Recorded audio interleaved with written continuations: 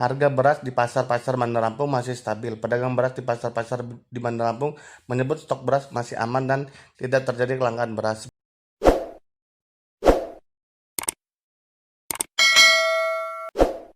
Seperti pemilik toko sembako di Pasar Gintung, Toko Lai, Heri mengatakan tidak ada kenaikan beras dalam waktu dekat ini.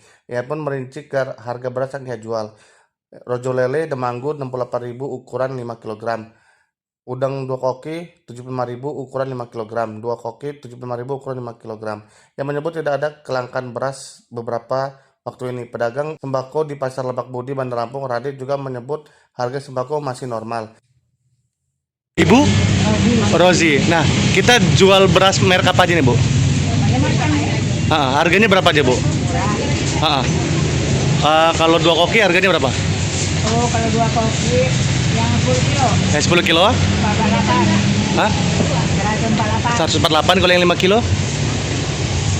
78. 78. Kalau sekarang ini harganya naik, stabil apa turun tuh, Bu? Lagi stabil ya, Bu ya? Lagi stabil, Bu. Yang lagi naik? Oh, lagi pada stabil ya, Bu ya? Terus kalau yang kemarin yang ada karena isu oplosan itu berdampak sama kita nggak sih, Bu? Ya tetap ini, Bu ya, pembelinya tetap ini ya, nggak ada Di Jawa. di Jawa ya, Bu ya. Jadi kita masih aman aja.